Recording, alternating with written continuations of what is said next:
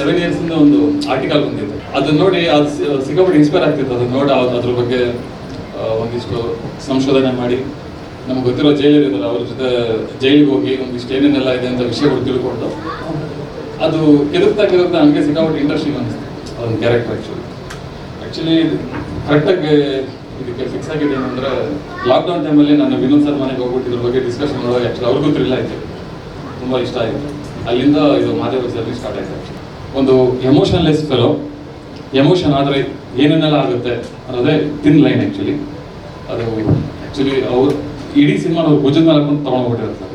Sonal madam ಅಷ್ಟೇ, ಅವರು ಚಿಕ್ಕ ಮಕ್ಕಳ ಥರ ಅಂದರೆ ಜಾಲಿಯಾಗಿ ನಗಿಸ್ಕೊಂಡು ಅಂದರೆ ಕ್ಯಾಮ್ರಾ ಮುಂದೆ ಬಂದಿದ ತಕ್ಷಣ ಸಿಕ್ಕಾಪಟ್ಟೆ ಸೀರಿಯಸ್ ಆಗಿ ಅಷ್ಟೇ ಕಾಂಟ್ರಾಸ್ಟ್ ಆಗಿ ಮಾಡ್ತಾ ಇದ್ರು. ಶ್ರುತಿ ಮೇಡಮ್ದು ಅಷ್ಟೇ, ಅವ್ರಿಗೆ ಯಾವತ್ತೂ ಈ ಪಾತ್ರ ಯಾವತ್ತೂ ಮಾಡೇ ಇಲ್ಲ ಅವ್ರದ್ದು ಫಸ್ಟ್ ಟೈಮ್ ಈ ಥರ ಮಾಡಿದ್ರು. ಮತ್ತು ನಮ್ಮ ಕಾಕ್ರೋಚು ಅಷ್ಟೇ. ಆಮೇಲೆ ನಮ್ಮ ಅಚ್ಯುತ್ ಅವರು ತುಂಬ ಚೆನ್ನಾಗಿ ಮಾಡಿದ್ದಾರೆ. ಅವರು ಟ್ರೈನ್ ಡ್ರೈವರ್ ಆ್ಯಕ್ಚುಲಿ, ಲೋಕೋ ಪೈಲಟ್ ಕ್ಯಾರೆಕ್ಟರ್ ಮಾಡಿದ್ದಾರೆ. ಮಾಲೇಶ್ವರಿ ಮೇಡಮ್ದು ಒಳ್ಳೆ ಪಾತ್ರ, ಗೆಸ್ಟ್ ಕ್ಯಾರೆಕ್ಟರ್ ಆ್ಯಕ್ಚುಲಿ.